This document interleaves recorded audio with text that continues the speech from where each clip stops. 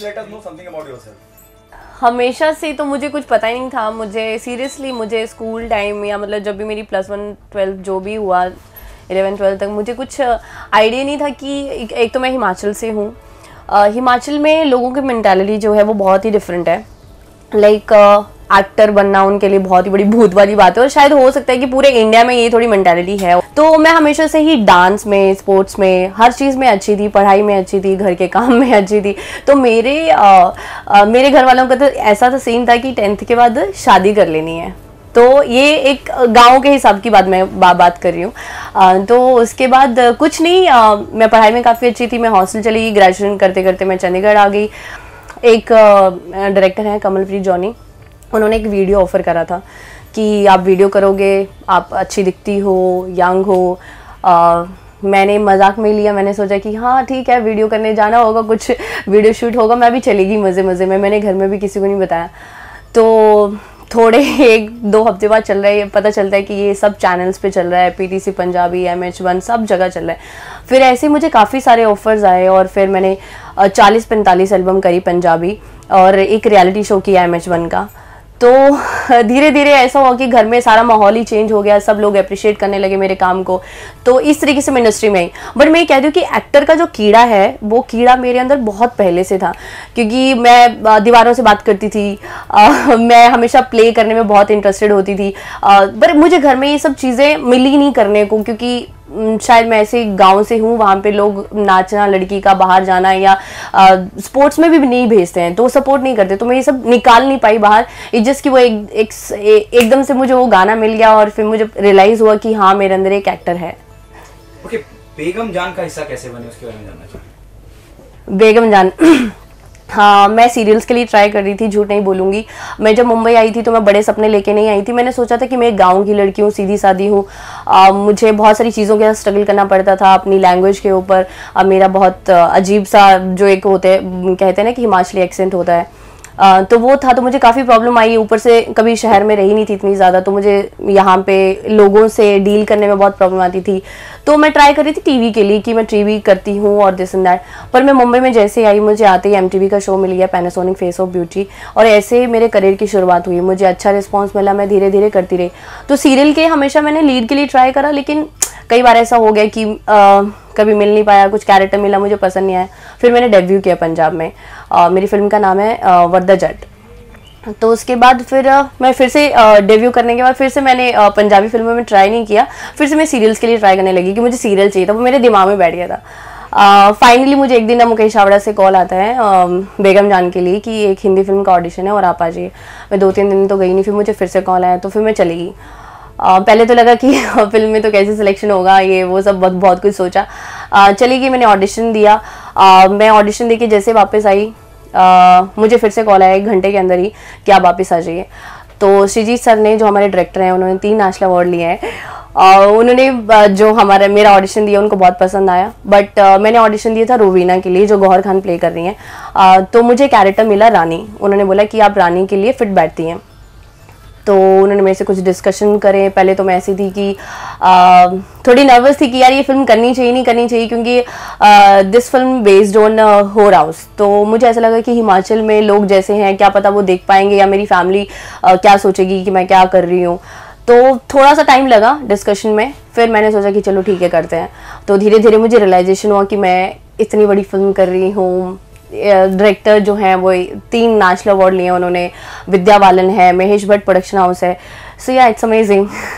Okay, do you agree with this? It's a dream come true when you came to know कि Vidya Balan film का हिस्सा है? विद्या बालन जो है पर्सनली मुझे बहुत इंस्पायर करती हैं।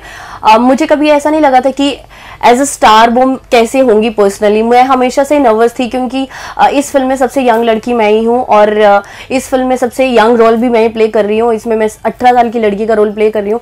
मुझे हमेशा से डर था कि जितने सारे लोग हैं, काफ़ी एक्सपीरियंस्ड हैं, सबने फिल्में करी हैं, किसी ने कुछ करा है, कुछ थिएटर से हैं। मैंने ये सब कुछ भी नहीं किया। मैंने कोई एक्टिंग ट्रेनिंग नहीं ली है, कोई थिएटर्स नहीं करे, कुछ नहीं किया। तो मुझे ऐसा था कि कहीं पता नहीं मैं क्या करूँगी, लोग मेरे साथ एडजस्ट करेंगे नहीं करेंगे। बट जब मैं विद्या मैम से मिली, मतलब she is too good, she is amazing. उन्होंने कभी फील ही नहीं होने दिया कि वो विद्या बालन है। वो एक मेरे साथ में क्या सबके साथ में ऐसे रहती थी जैसे वो हमारी फ्रेंड है, और उनके साथ काम करके मुझे इतनी चीज़ें सीखने को मिली हैं कि शायद मैं किसी और स्टार के साथ में या किसी और एक्टर के साथ करती तो शायद नहीं होता।